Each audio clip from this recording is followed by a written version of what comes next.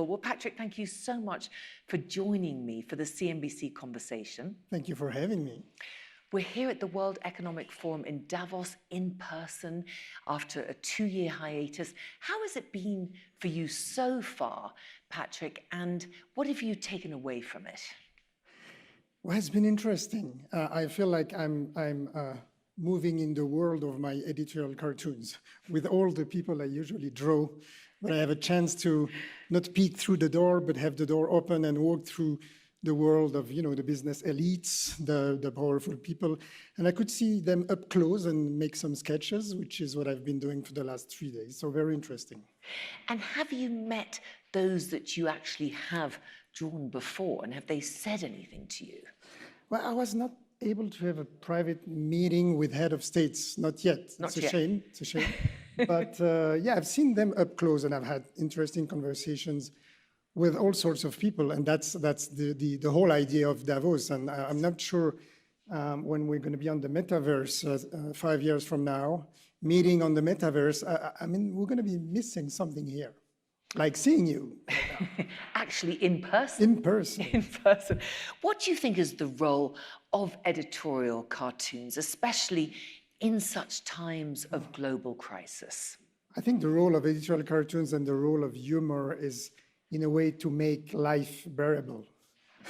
It just helps us survive the atrocities and the stupidity of everyday's news, and especially now in this time of war. I must confess, I mean, I've been doing this for a while, but we've had a series of themes that would absorb all the oxygen, suck up all the oxygen. We had Donald Trump. Then we had another kind of plague. I'm talking about COVID. And now it's the war in Ukraine. And so about COVID, I've been doing cartoons for like 2 years in a row. But COVID was about everything, right? The economy, society, our lives, everything. Mm. And now we have the war in Ukraine, which, as we can see in Davos, we can see in the news, is absorbing all the attention. And I think it's, personally, first, cartoons do a lot of good to myself. They help me digest the news and what's going on. And I hope it does the same effect on readers, actually. I think it's healthy. Humor helps us survive the news. Patrick, when you talk about the war in Ukraine, do you feel that that's a subject that is off limits? No, it's not. No, it's not. Tell you the truth, when the war broke out, the tone of my cartoons changed. I had to, remembering the war in the Balkans, where I did a series of cartoons that were quite dark. Picasso had his blue period, I had my dark period. Yeah. And I tried to convey the same sense of really drama. Like, remember those pictures we saw of boys in the trenches? Really, it was World War I all over again. So I did a series of cartoons in the different newspapers I worked for that were trying to sum up that feeling of drama and a poignant moment. And then after some while, humor has to take its place, and you can draw Vladimir Putin with the nuclear button on the very long table, and we just hope the nuclear button will stay on the other end of the table, those kind of things. We need humor to just, again, bear with this idea of war in Europe, uncertainty, maybe tomorrow famine, and the nuclear threat. I mean, how do you cope with that? Yeah. We cope with that, as we did during COVID, with jokes and humor and political satire. What message, though, do you want your readers to take away? What meaning do you want them to? What are you provoking in them? Well, the job of a political cartoonist is to be opinionated, to have a view on the world and to give his point of view, which is beautiful. I'm getting actually paid to do this job and to give my point of view, and that's a beauty. But what I hope, the best compliment I got is from a reader who told me, seeing your cartoon, I understood the issue. Yeah. I thought, wow. And actually, cartoons they don't pretend to be able to change opinions. I don't think a single cartoon has ever made someone change their mind. I don't think they can do that. They don't have the power of persuasion, but they can encapsulate an idea, and you understand the cartoon in a few seconds, not even seconds. The guts understand it even before your brain processes it. That's a good cartoon. And it's a shortcut. It short-circuits the brain. It goes straight to your guts again. And I think that's the beauty of the cartoon, if it can encapsulate an idea, Yes. a comment. And that's what I try to do. That's not all of my cartoons, okay? The best ones, only 1 out of 10 maybe, but that's the ones I'm proud of. Are there any that you've published that you haven't been? Yes. But I forgot them. That's Forgot them. Patrick, you've said there's no language barriers and that cartoons have an unmatched capacity to touch the mind. What makes the perfect cartoon? I mean, besides your own, of course. Oh, okay. You mean, what's make it perfect? Besides my signature, that's what you just said. Yes. Thank you. No, for me, the good cartoon, which is, again, a rare species, is something that can find the balance between the depth of the content and the lightness of the form. Because you don't want a cartoon to be didactic, to go to the point too heavily, to be moralistic. I think that's really bad in a cartoon. But if you can achieve saying something a little deep, having people smile, and then maybe after they smile or laugh, sometimes you can even laugh, maybe after they smile, just think about it for a little while, you know? I think that's a good cartoon. How do you decide what topic that you'll take on each time? Well, I don't get to choose. The topic chooses me. Again, it's just like you. We're working with the cycle of the news. So it's the topic of the day, and I'm maybe glad I don't have to draw. I was supposed to draw today for the Boston Globe, which I can't do because I have too many things going on. But the topic of the day would have been a shooting, a very sad shooting in the elementary school. Yeah. Pure horror. And it's very hard to add up to something like that, to bring something more through a cartoon. You can bring empathy, but frankly, those are not the best cartoons. The very sad, horrible news and the very good news are not very good material for cartoons. What cartoons are best of is when they can show contradiction, add a commentary. What do you want to add to the horror of a shooting in a school with kids? So, for such a tragedy like that and the horror of that, Patrick, would you consider to do a cartoon? Well, if I have to, again, if I have to do like a front page cartoon that day and it appears that it's the topic of the day, well, I'll have to do it and find a way. And that's the job. You have to find a way. And it has to. And there is a misconception about cartoons. It doesn't have to be funny. Yeah. So in a case like this, of course, you will not go for the funny joke and you will not go for the word play. You will try to convey the sense of the moment. But that's not the kind of topics I prefer. How hard would it be for you to do something like that? It would be a pain. It would be really hard. Yeah. To come up with something original. Thought-provoking. Yeah, that is empathic.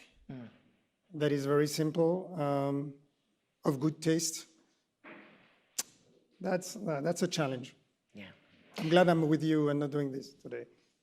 Well, you're here, of course, with me at the World Economic Forum, speaking about the freedom of the press and safety of journalists. What are your biggest concerns about that today?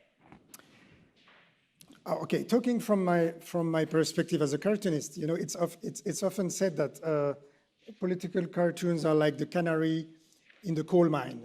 Talking about those little birds that the miners would take with them in the tunnels in the mines, and if any toxic fumes appear, the canary would die first. So it would be a signal, an alarm for everybody.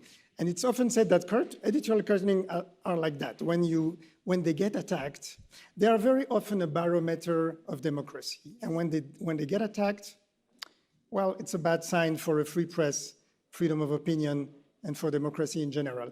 And if you look around, it appears that, the very macho rulers, the autocrats, well, they tend to have a very thin skin when it comes to humor and political cartoons. They can't bear that. They don't like it. And you know why? Because political satire is something they cannot control. And when you are an autocrat, you want to control the messaging, you want to control your image. And there is nothing worse for a dictator than to see himself as a ridiculed figure. So that's why they go after the cartoonist first, very often.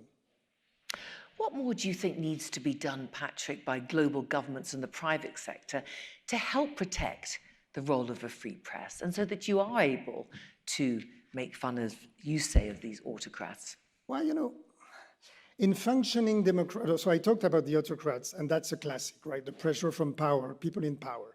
And you see that all over the world, and cartoonists that we've been helping with a foundation we have in Geneva, the Freedom Cartoonist Foundation. So we've been giving an award every 2 years for the last 12 years. Some of our winners would face 49 years in jail. One of the last winners in 2018 couldn't come to Geneva to get his award because he was in jail, he was in prison. And he couldn't come this year again on May 3 when we gave the 2022 award because he was barred from traveling still in Erdogan's Turkey for doing cartoons, basically. So this gives you a measure of the situation we're in. But in functioning democracies, it's a paradox, but the state government and the rule of law is actually protective of free speech and of satirical humor. You see the stance taken by Emmanuel Macron in France after the Charlie Hebdo killings, very much protective of free speech in that case. So it is the state. It's kind of a paradox because you want to imagine caricature is all about denigrate, looking at the emperor and showing him naked, which is true. But in a functioning democracy, we are actually protected by the rule of law, by the, people tend to, we tend to get sensitive. Yeah. And the threat to freedom of expression in our societies, in free democracies, comes more from social, from the social society, from the public, from the audience, and from the oversensitivity that tends to be the norm.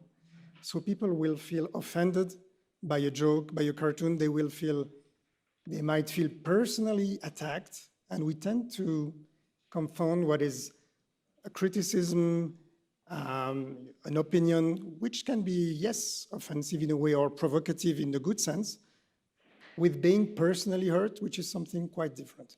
So you have more and more demands from audiences and from the public, but I'm not only talking about cartooning, I'm talking about every form of discourse. You have more and more demands for censorship, for apologies, for content being taken down. So again, as a paradox, we have recourse. We have ways of recourse. If you feel offended by something, well, you can. First, you have a professional ethics code.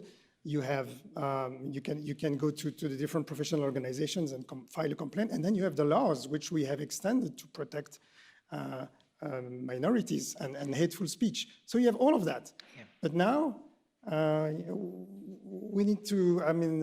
People need to want justice before even we go to the courts.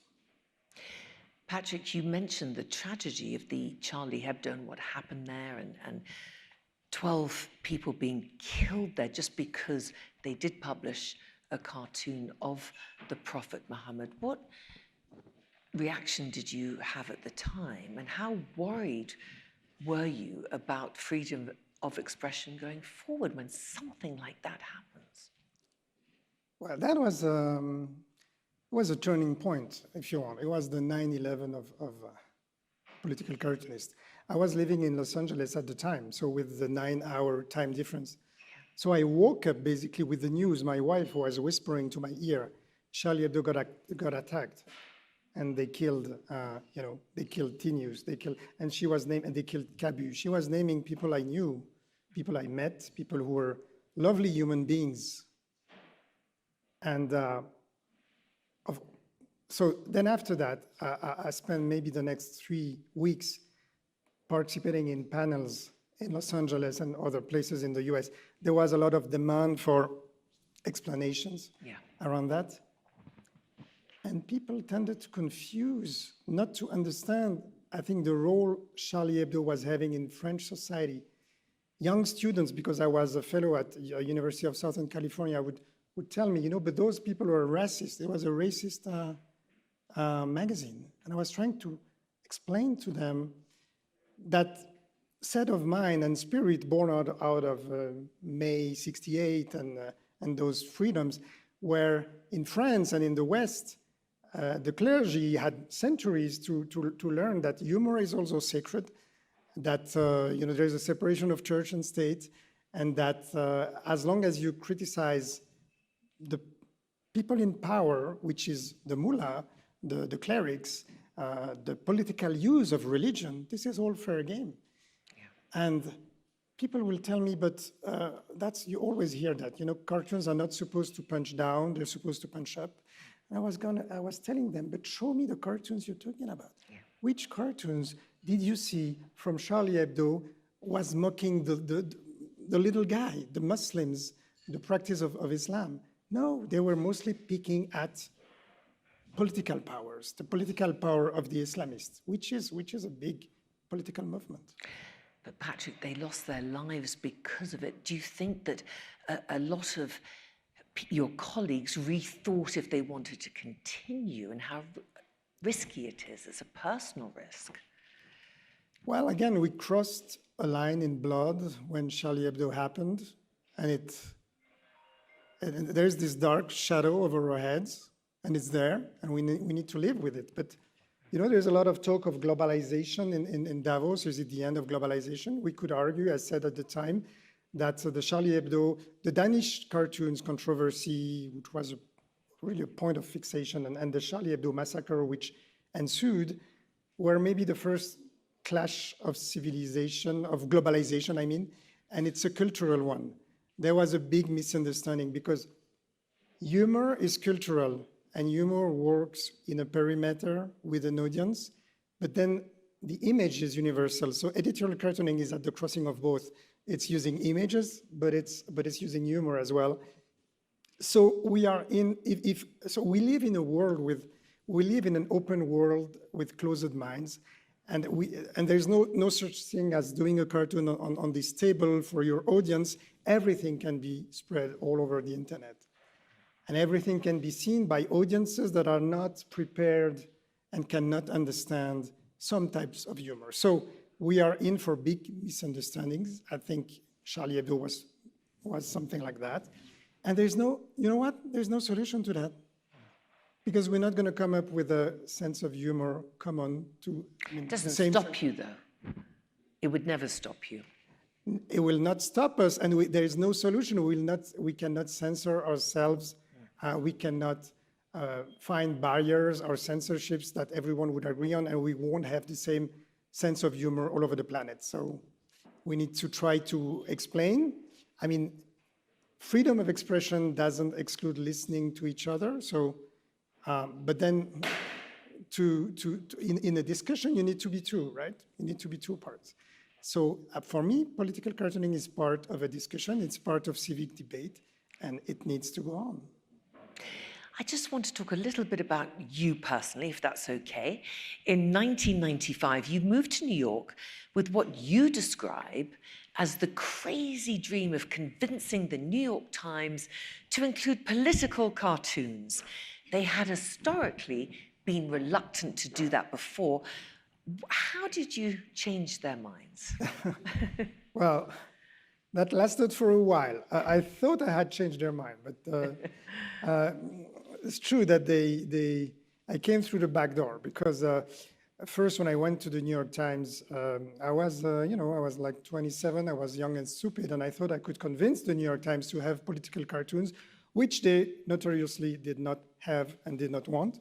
And I was told that by a picture editor. He told me, no, we don't want political cartoons, we want illustrations. And I said, oh, great, let me do illustrations for you, which I did for 3 years. Then I came back to Europe and went to see the Herald Tribune, which was based in Paris, which was a joint venture between the New York Times and the Washington Post.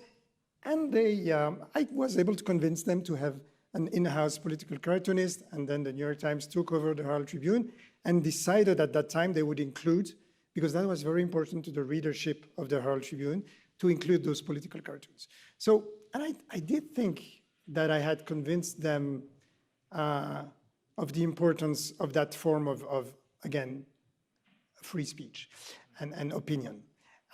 Because, the cartoons over time, so that lasted for a while, were on the internet, they were translated on the Chinese New York Times, on the Spanish New York Times, were on social media, and having a lot of traction. So it all went well up to a certain point. I was going to ask you about that certain point, which was in 2019. So for 20 years, you worked first for the International Herald Tribune and then the New York Times. And then in 2019, an incident happened which led to the New York Times ending the publication of political cartoons. What happened, and how did that decision impact you personally?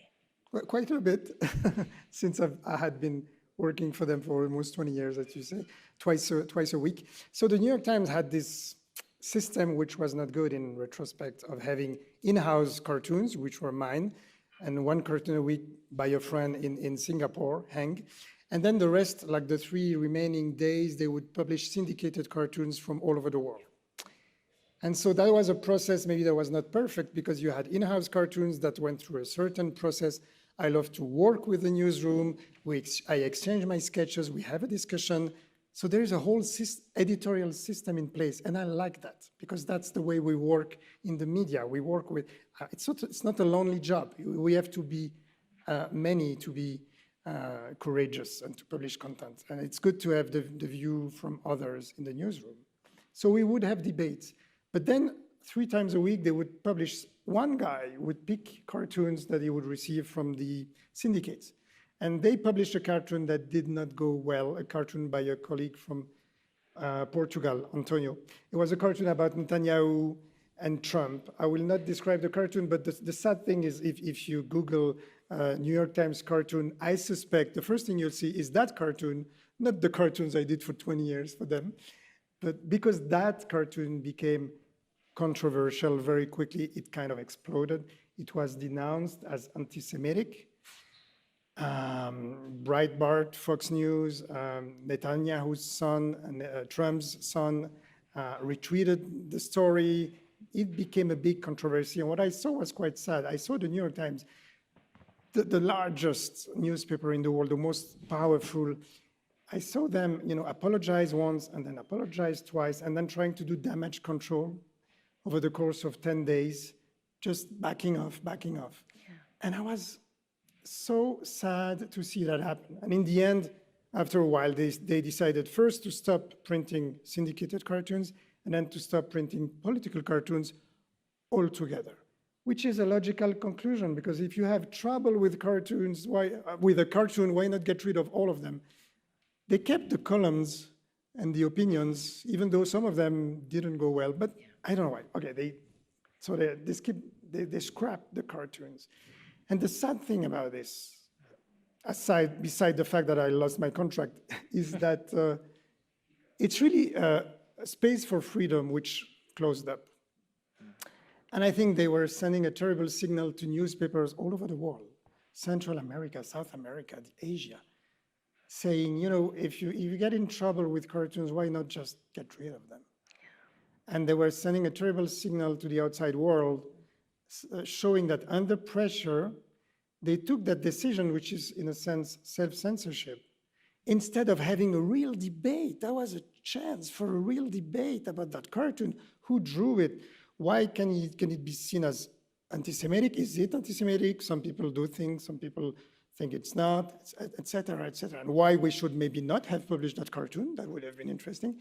They missed that chance and they went into damage control. And that's what companies and even the media and states and governments do now. When they get into trouble, they do damage control. You wrote a very powerful essay about it, and not just about cartoons, but about journalism and opinion in general, Patrick. You talked about being in a world where moralistic mobs gather on social media. What did you mean by that, and how is social media challenging traditional media?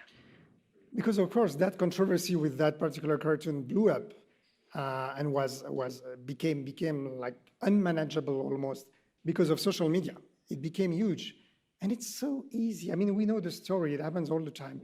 It's so easy. It's like instant gratification. You know, when you buy something or you like something, it's so easy to join some moral crusade out there saying, "Oh, this horrible anti-Semitic cartoon by the New York Times." How many people even look at the cartoon and make their own opinion about it? You're like, you want to be on the good side, right? You want to be a good person. So you see that and you retweet and you say, yeah, ugly cartoon, anti-Semitic. So that's what I call the angry mob on social media. And the thing about it, I have no problem. I mean, we live in a world again where social media is empowering us. It's allowing a lot of people to express themselves. That's just fine. But then my problem is with traditional media, which tend to be intimidated by those social media campaigns. And they just don't understand that Twitter is not their readership. It's not their editor. Twitter is not the editor-in-chief, for God's sake. And they tend to cave in to those pressures. And again, the role of the media, to me, the good role of the media is to make sense of things. So when a controversy happens, to try to analyze it and give it some meaning. And that was a lost opportunity. Do you think it's possible, though, in today's cancel culture, and how dangerous do you feel cancel culture is?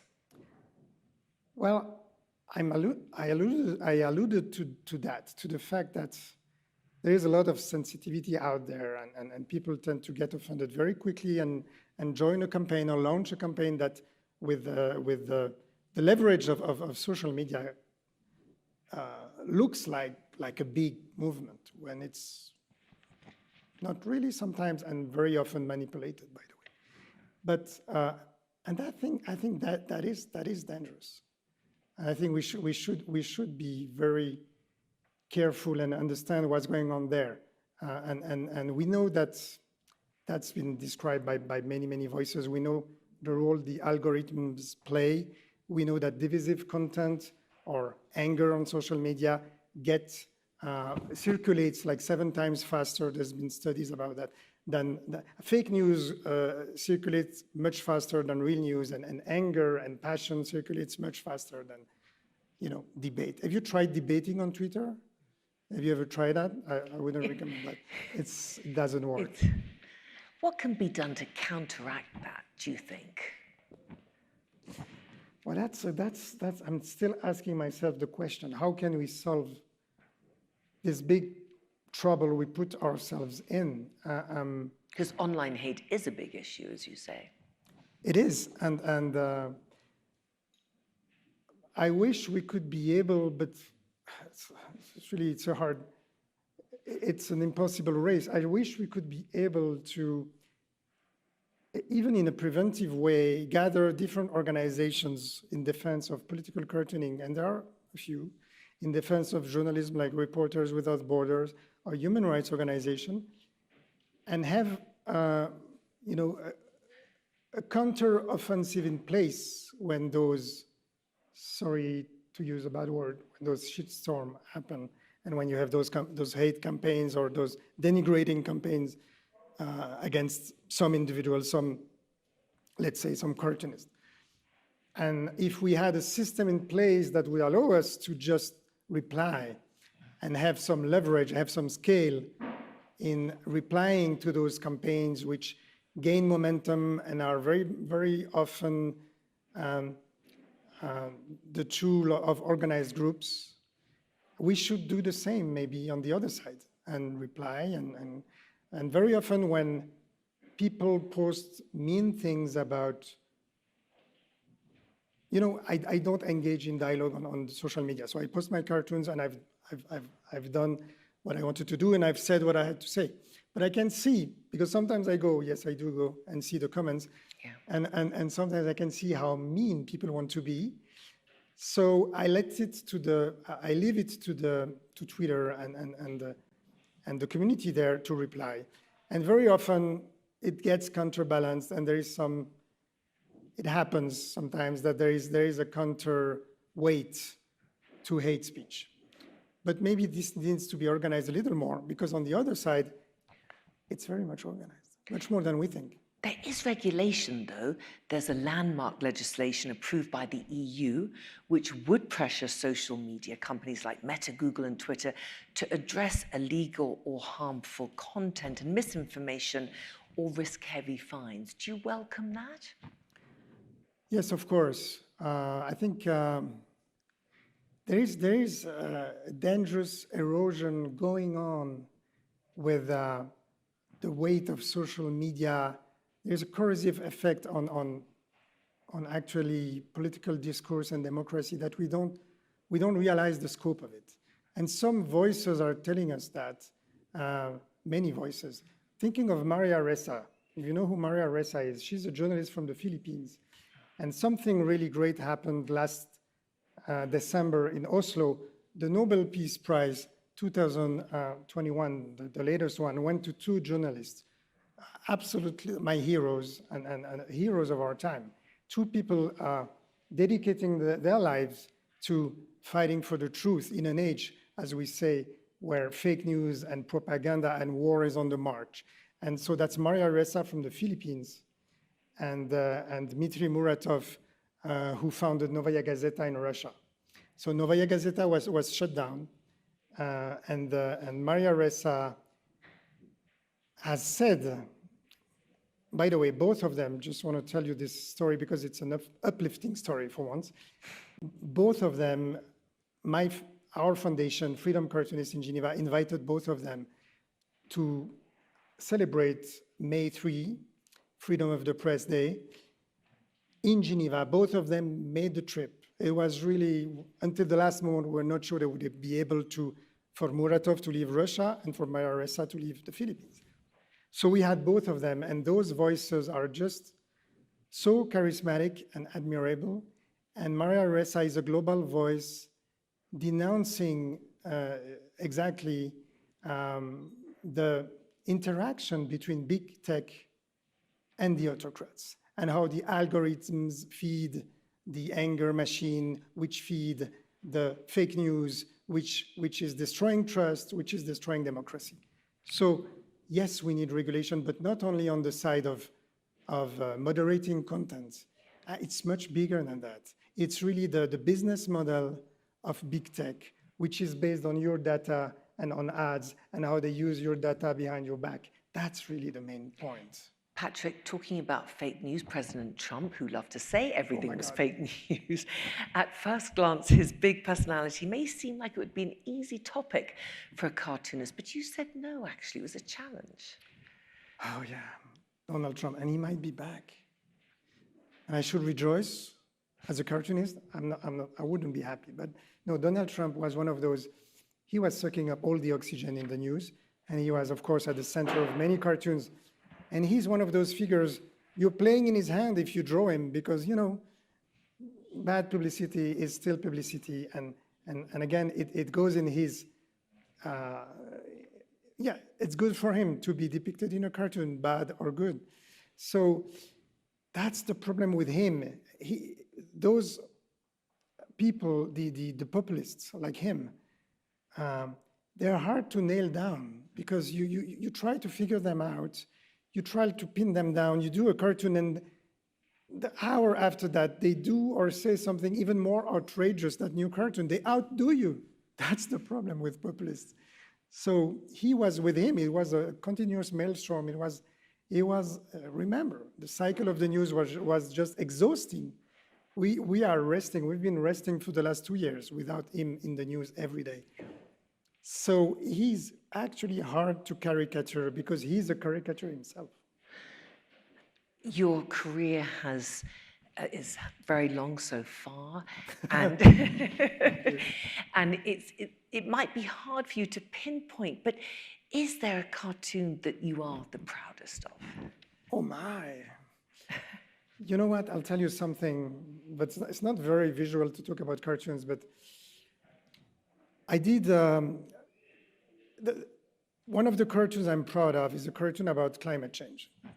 And it's a cartoon where you see a little planet, a little round planet, and it's always emotional to see our planet from afar.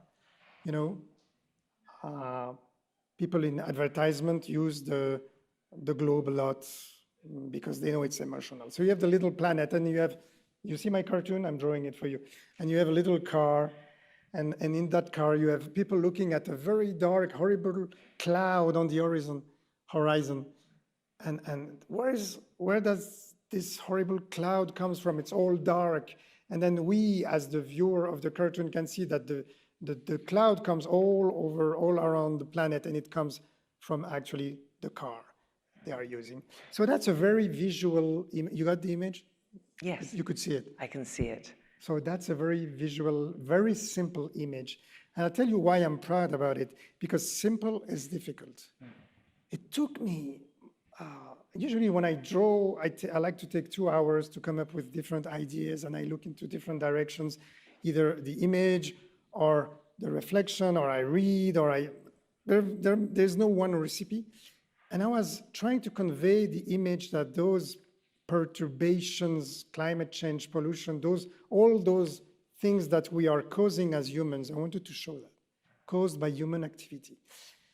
And after 2 hours of not satisfying ideas, I got desperate. I got to the point of desperation, and I thought there must be a simple visual idea to convey that. And I came up with this. And so it's 2 hours of sweat and desperation. And in the end, it's gone into it. Yeah. And in the end, it's a very simple image. So simple is difficult. Patrick, you've won many awards throughout your career, and it all started, I believe, you were born in Pakistan, your mother is from Lebanon, your father from Switzerland.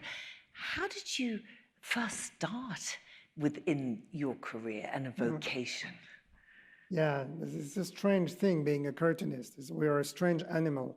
Well, I started like everybody does. I was a kid, and I was drawing cartoons. I mean, I was drawing stuff on my school material and all over the place. And I was one of those kids in the class which who draw and draw and draw. But every little kid draw. The thing is, most of them forget after a while, but I did not forget. And I went on drawing. How optimistic are you, Patrick, that political cartoons will be protected and indeed enjoyed by your own children and the next generations to come? Well, you know what? After all we said, I am actually optimistic, because we live really in an era of the power of the image. And as we said, cartoons are a little capsule that everybody gets to understand. They are actually widely shared. That's another contradiction with social media. Cartoons are being seen by much more people now than 15 years ago. They're being shared, they're being enjoyed.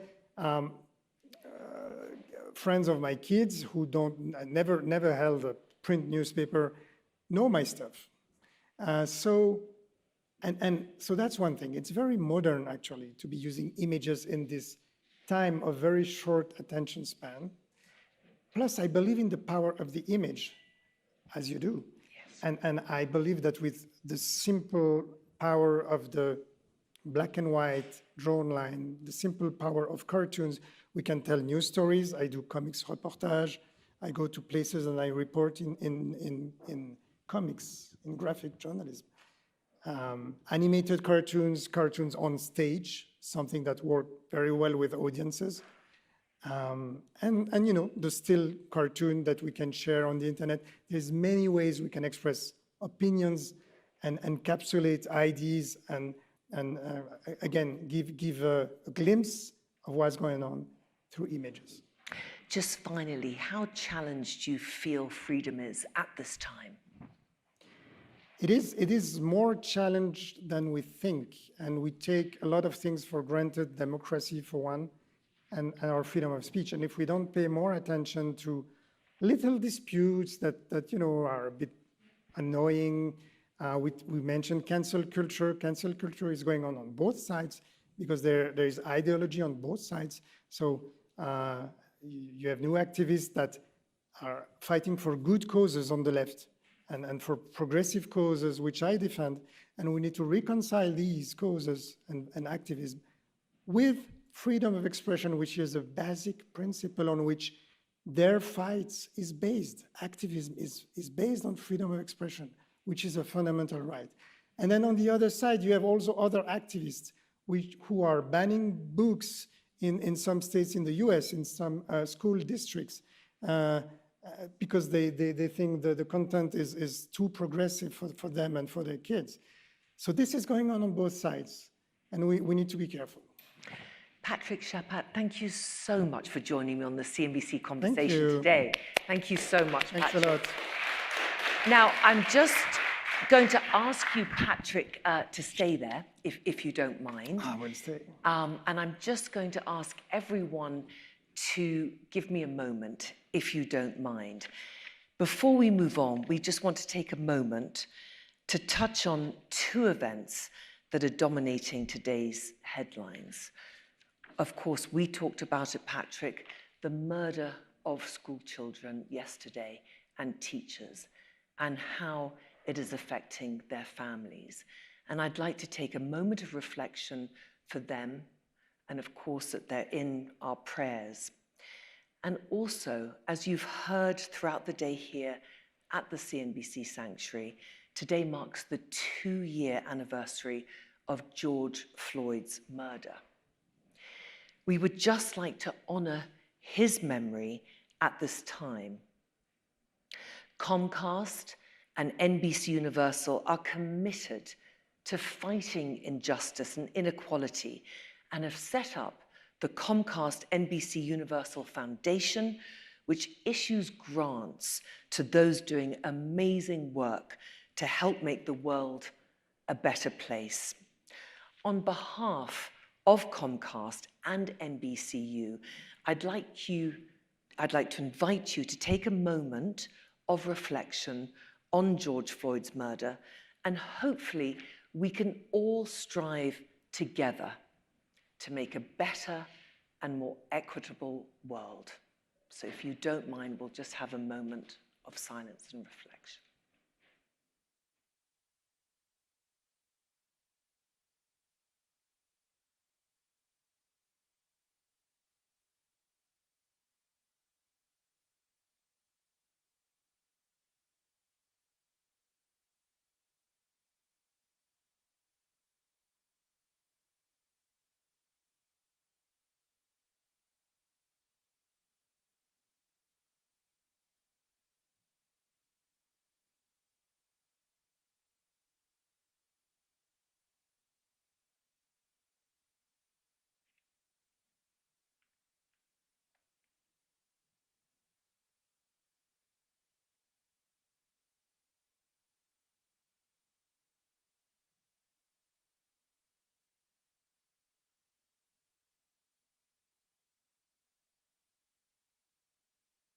Thank you so much, ladies and gentlemen, and we hope that we will all work together to make this world a safer place for everyone. Patrick, thank you so much for joining me today and sharing your insights and wisdom on freedom of speech. Patrick Chapat, thank you so much.